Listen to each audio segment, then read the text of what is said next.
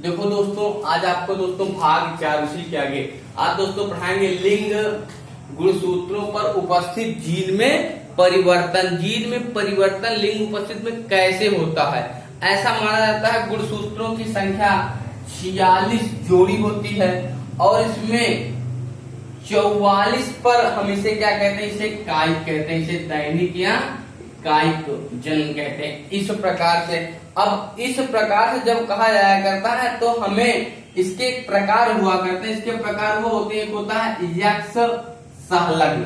क्या होता है? यक्ष सहलग्न, यक्ष सहलग्न रोग दोस्तों। और दूसरा इसका हुआ करता है वाई सहलग्न।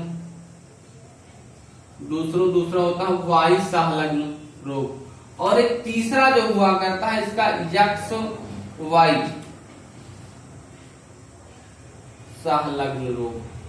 एक प्रकार वाई सहलग्न रोग हो जाता है। तो यह एक प्रकार का माना जाता है और हमको सिर्फ यही पढ़ना है। हमको जो पढ़ना है सिर्फ यही पढ़ना है, बाकी और नहीं पढ़ना। सिर्फ यही हमारे सिलेबस की बात, ये दोनों हमारे सिलेबस की बात नहीं। जिसे इस सिलेबस के अंतर्गत आता है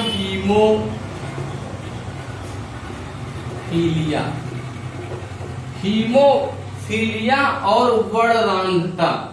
इसके अंतर्गत आता है हीमोफीलिया और वर्णरांधता। हीमोफीलिया क्या है और वर्णरांधता क्या है, पहले समझो। हीमोफीलिया एक प्रकार का ऐसा रोग माना जाता है जो चोट लग जाने पर निरंतर रक्त का स्राव बंद नहीं तो निरंतर बहता रहता है। यह हीमोफीलिया सर्वप्रथम महारानी विक्टोरिया को हुआ था। यह रोग सर्वप्रथम महारानी विक्टोरिया को हुआ था। हीमोफीलिया एक ऐसा रोग माना जाता है जो चोट लग जाने पर रक्त का स्राव बंद नहीं होता है। जब चोट लग जाती है तब रक्त का स्राव बंद नहीं होता है। इस प्रकार से माना जाता है, ये रक्त का स्राव बंद नहीं होता है। और कुछ ऐसी परिस्थितियां आ जाया करते हैं जिससे रक्त निरंतर बहता रहता है, जो एक प्रकार का हमारा हीमोफीलिया नामक रोग माना जाता है, जो रक्त का थक्का ना बनना, चोट लगने पर निरंतर रक्त का स्राव होता रहता है। इस प्रकार से माने जाते हैं। यह हमारा एक प्रकार का हीमोफीलिया माना जाता है। ठीक दोस्तों, ये नोट कर लो दोस्तों, हम बताएं। देखो दोस्तों, ये है हीमोफीलिया। हीमोफीलिया जो हुआ करता है एक प्रकार का अप्रभावी वंशागत रोग माना जाता है। एक प्रकार का क्या माना जाता है? एक प्रकार का अप्रभावी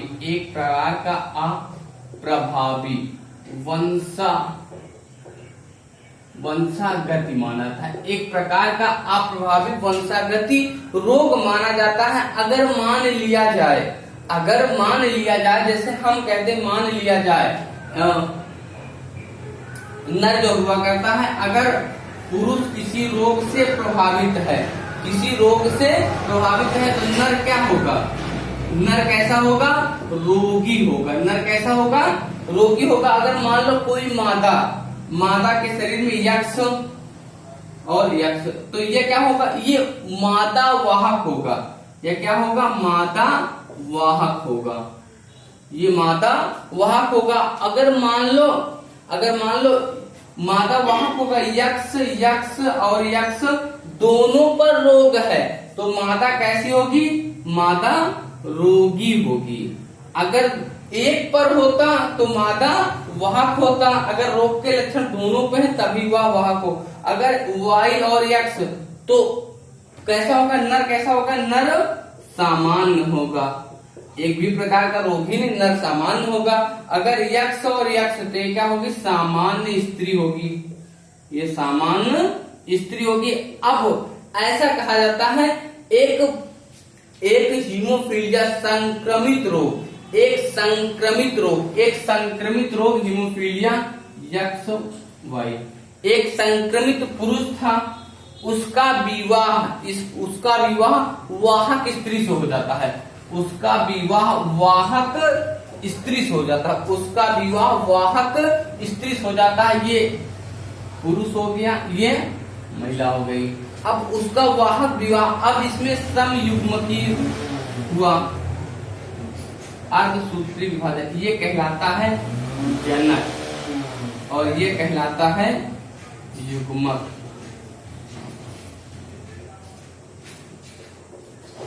इस प्रकार से अब दोस्तों इसमें क्या प्रतीत हो, प्रतीत हम कहते हैं, अब पता चलता ये संक्रमित था और ये भी एक यक्ष और वाई, यक्ष यक्ष ये हो गया। अब यक्ष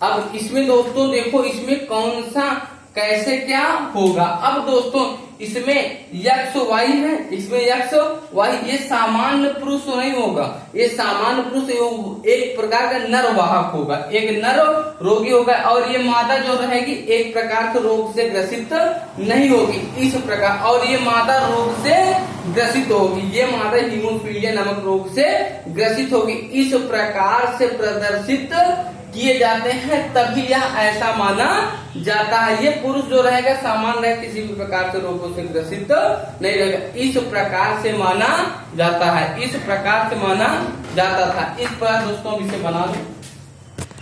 देखो दोस्तों अगला आता है वर्णांता किसे कहते हैं। वर्णांता की बात ये हुआ करती है अगर किसी व्यक्ति को लाल और हरे में पहचान ना कर पाए, किसी व्यक्ति को लाल और हरे में पहचान न कर पाए, जैसे कहीं लाल पर अगर 4 लिखा है हरे टाइप से तो वह उसे दिखाई नहीं देता है। इस प्रकार से वर्णांता के रोग मानते हैं। वर्णांता का रोग जो हुआ करता है वह लाल और हरा में पहचान नहीं कर पाता, वह लाल व हरा में पहचान नहीं कर पाता है और यह अधिकतर तक आंखों से जो दिखाई नहीं देता है रेलवे में उसे छांट दिया जाया करता है, ऐसा माना जाता है। इस प्रकार से वर्णांता रोग होता है, वर्णांता रोग होता है। इस अवर्णांता रोग कैसा होता है ये बात समझो।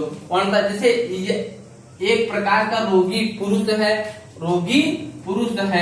अगर वह रोगी पुरुष है तो वर्णांता के रूप में वाहक होगा या नहीं, वह रोगी पुरुष होगा।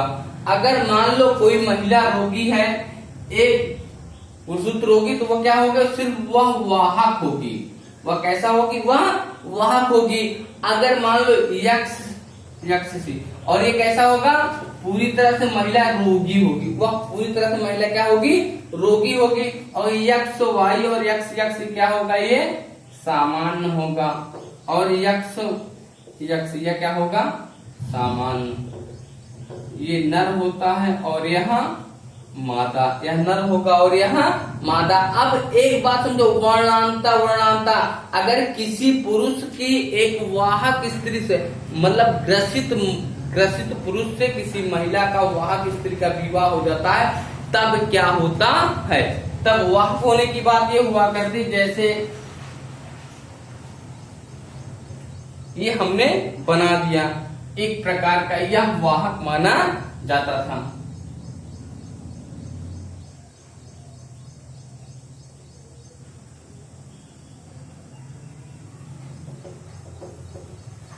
अब दोस्तों इन दोनों के प्रति हम क्रॉस कराते हैं, यक्ष और यक्ष। ये कैसा होगा, ये हमारा पूरी तरह से रोगी होगा, ये पूरी तरह से रोगी होगा।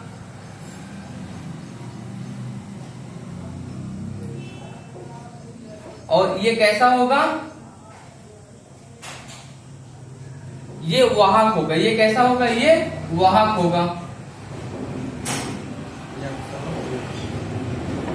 और ये कैसा होगा, ये वाहक होगा।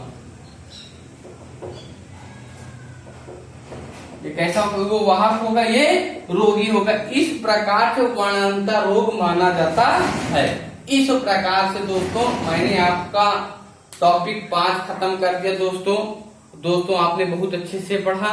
अब दोस्तों आप भी एक बात समझो हमारी बात ध्यान से।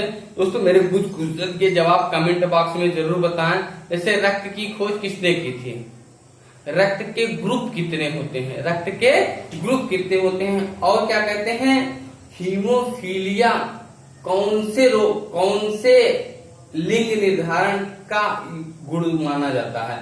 ऐसा दोस्तों इसको कमेंट बॉक्स में जरूर बताएं दोस्तों, और हमारा वीडियो देखा आपने कैसा लगा कमेंट बॉक्स में जरूर बताएं दोस्तों, और बेल आइकन की बटन दबाना न भूलें दोस्तों। ठीक।